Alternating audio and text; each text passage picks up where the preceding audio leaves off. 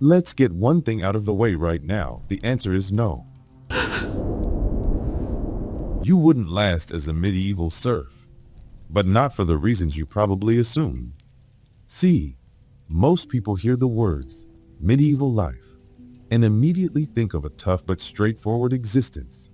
Rough bread, no healthcare, old tools, and a lot of sweating in the fields. They picture themselves powering through it all with grit and stubborn willpower, just working hard and enduring. But that whole image, it completely misses the real point.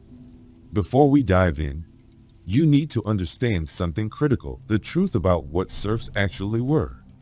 Because chances are, most of what you believe about medieval peasants is completely wrong.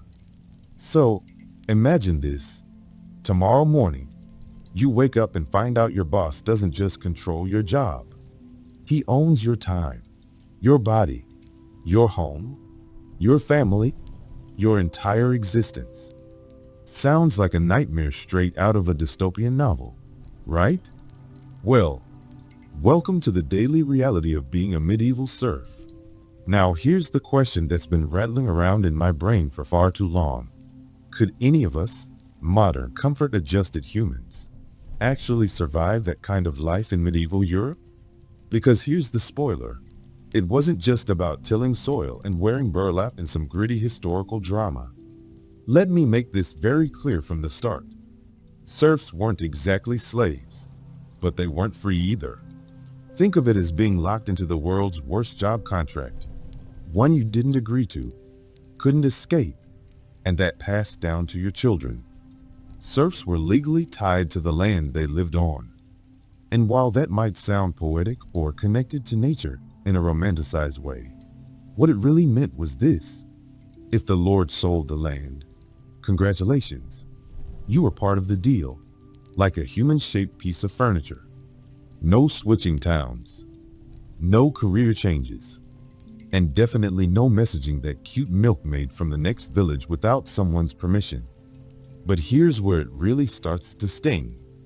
Their daily life revolved around three brutal priorities: laboring on their lord's land, struggling to maintain their own tiny plot of soil, and trying desperately not to die. And that last one? Much harder than it sounds. You see, serfs did get a little land to grow their own food, but only after they'd given their time and energy to working the Lord's much larger, far more important fields completely unpaid. It's like working a full-time job and then coming home to your second full-time job, but both involve endless farming, and one of them doesn't feed your family. Picture it now. It's 4 o'clock in the morning, deep in the English countryside.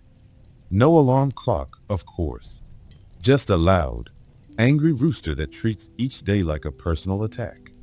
Our imaginary serf drags themselves out of their one-room shelter, and calling it a house is being generous. Their home was more like a flimsy wooden box with a thatched roof that leaked every time it rained, which was often. The floor? Just dirt. The walls? Questionably sturdy. And this entire space? Shared with their entire family plus a goat or two. Maybe a pig if they were lucky. Not out of love for animals, just trying to keep their livestock from freezing to death. And then, breakfast. Or rather, the lack of it. If they were lucky, maybe there was a chunk of bread not too moldy to choke down, and some weak ale that wouldn't immediately kill them. Medieval water was a bacterial cocktail, so ale wasn't a luxury. It was survival in liquid form. After that, straight to the fields. But not just any field. They had to remember the rotation. Monday, Wednesday, and Friday were spent laboring on the Lord's land. Tuesday, Thursday, and Saturday, they got to toil on their own little scrap of soil. Sundays?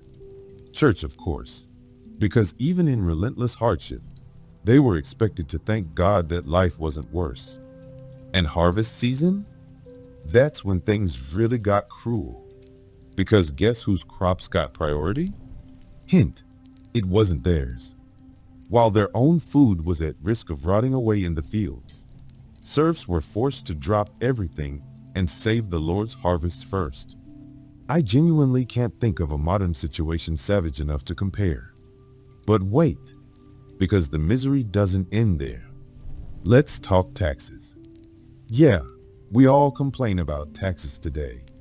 But imagine paying them in chickens, grain, and unpaid labor. Didn't have enough to give? Too bad. The Lord still wanted his cut. There was the rent on your land, paid in whatever crops you managed to grow. Then the labor tax, basically forced free work. Then the church tithe, because apparently God needed 10% too. And then, my personal favorite, the marriage tax.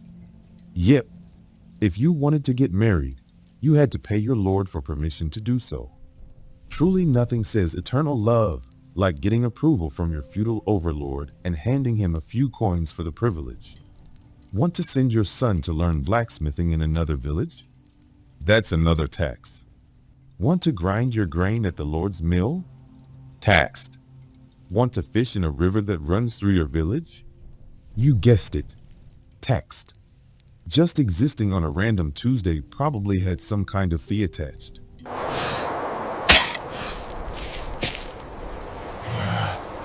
And don't think you could just toss some coins and be done with it. Money was barely in circulation. Serfs lived in what's called a subsistence economy, which is just a fancy phrase for barely getting by. Now let's dig into the really joyful stuff. Illness and injury. Got a headache? Hope you can find some willow bark. Break a bone? Time to see the local doctor, which usually meant the guy who knew how to sharpen knives. Medicine as we know it didn't exist. Medical schools weren't a thing yet. And the average life expectancy? Around 30 to 35 years if you didn't die in childhood, which many did. One bad harvest meant hunger. One infected wound could be a death sentence. A single brutal winter could wipe out an entire household. Speaking of winter, let's talk heating. Remember that dirt-floored shack? Well, heating meant a stone pit in the floor where a fire was lit. Smoke was supposed to go out through a hole in the roof, but most of it just stayed inside, coating everything and everyone in soot. Breathing smoke was just another part of daily life. And while it probably helped keep some of the bugs away, it also meant living with chronic coughing, stinging eyes, and the constant threat of lung damage. As for the bugs, oh, they were still there. The straw bed wasn't just bedding, it was prime real estate for lice and fleas. Privacy didn't exist. You slept in one room with your parents, your siblings, your kids, and maybe a cow. So, could you survive as a medieval serf? Physically? Maybe. Mentally and emotionally? Doubtful. The reality is, this wasn't some rustic, wholesome version of the past. It was brutal, exhausting, and relentlessly unfair. And it's a reminder of just how far we've come, and how easy it is to take modern life for granted. When people talk about family bonding, they usually don't mean it like this. In the medieval world, it was taken to terrifying extremes. Let's take a deeper look at what work really meant back then. Because medieval farming wasn't exactly a pleasant stroll through golden wheat fields on a sunny afternoon. Nope, it was nothing like riding a John Deere across flat land. In reality, serfs were out there with tools so primitive they made modern gardening equipment look like alien tech. The plow? If you were lucky, it was a sharpened hunk of wood fastened to an axe blade. And that's assuming you owned an ox to pull it. If not, congratulations, you were the ox.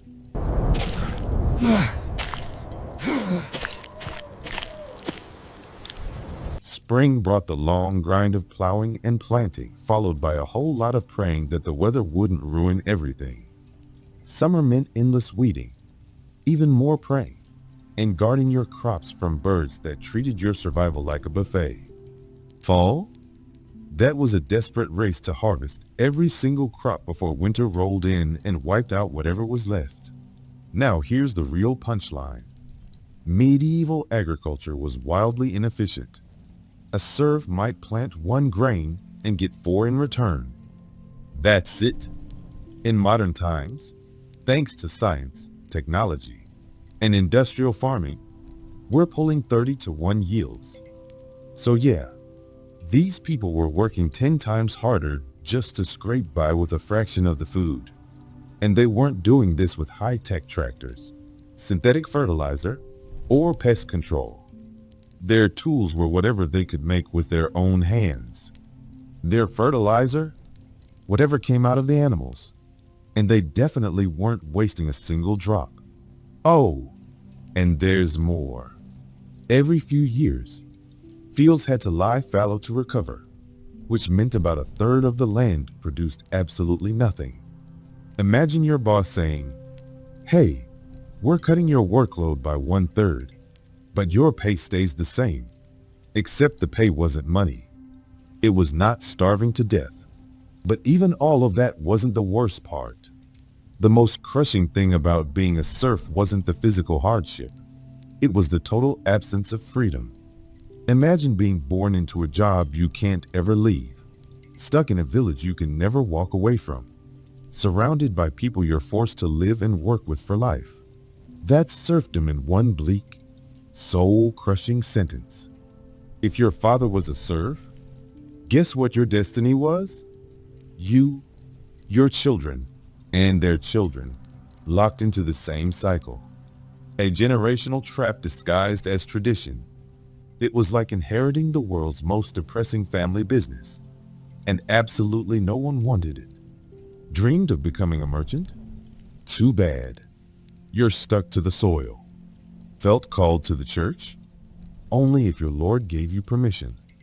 And spoiler alert, he probably wouldn't. Why would he let a healthy worker leave the field? So what were your escape options? Well, you could die, or you could become an outlaw. And honestly, in terms of life expectancy, those two were basically the same. And don't even get me started on their version of justice. If you were accused of a crime like stealing, they didn't hold a trial like we know it. No lawyers, no evidence. Instead, it was trial by ordeal. They might make you plunge your hand into boiling water. And if the wound healed cleanly, you were innocent. But if it got infected, and let's be real, it definitely would, you were guilty and likely executed or imprisoned. If the infection didn't kill you first. But here's the twist, and it's a weird one. Despite all this brutality, some historians actually argue that medieval serfs might have had certain advantages over today's average worker. Wait, what? Think about it. Most serfs worked around 150 days a year. The rest were taken up by church holidays, seasonal weather breaks, or feast days. In contrast, the average modern American clocks in nearly 240 workdays a year. So in terms of sheer time off, medieval serfs might have had the better deal. They also had job security, horrible, soul-draining job security, but still, no layoffs, no corporate restructuring. Nobody was firing the peasants. And while they lived at the edge of survival, they did have something many of us lack today, a tightly woven community. If things got bad, the whole village suffered together. It wasn't good, but it was shared. Plus, their work had immediate, tangible meaning. You planted grain. You harvested grain. You ate grain. No soul-crushing PowerPoints. No quarterly reviews. No sitting in Zoom calls wondering if your job actually matters. Still, let's not get carried away romanticizing serf life. That job security came at the cost of literally everything else. So the question remains, could you survive as a medieval serf? Physically? Sure. If you're in decent shape and don't mind working like your life depends on it, every single day, without weekends, without sick days, and with the only retirement plan being death. But mentally, that's the real killer. Most of us can't even decide what to watch on Netflix, let alone accept a world where we never get to choose our jobs, where we live, who we marry, or even what we eat. A typical serf might have consumed around 2,000 calories a day on a good week. That's less than many of us down before noon. They had maybe 3 outfits total. You probably have more socks than they had belongings. And right now, you're watching this on a piece of technology that contains more processing power than entire medieval kingdoms had collective knowledge. We live in a world of endless choices, access to global food, digital entertainment, and every piece of human information delivered to our fingertips. The brutal truth? Most of us wouldn't last a single month as medieval serfs. We're soft. But maybe that's not something to be ashamed of. Maybe softness means we've built a society where fewer people have to break their bodies just to make it to the next day. A world where freedom is possible, where careers are chosen, not inherited, where love is yours to find, not something you have to pay your lord for permission to pursue. Sure, the serf system lasted for hundreds of years. It kept things running, but it also kept people poor, trapped, and powerless. So the next time you're tempted to romanticize the good old days, just remember, those days didn't include weekends, showers, or the ability to leave your job. At the very least, in today's world, if you can't stand your boss, you have the option to walk away. If you're unwell, there's usually medicine close by. And if you're dreaming of a better life, there are still roads you can take to chase that vision. Let's be real, most of us wouldn't last a week as medieval serfs. And maybe that's not such a bad thing. Because sometimes, the only way to truly value the life we live now is to stare into the darkness of what used to be normal. So here's the real question.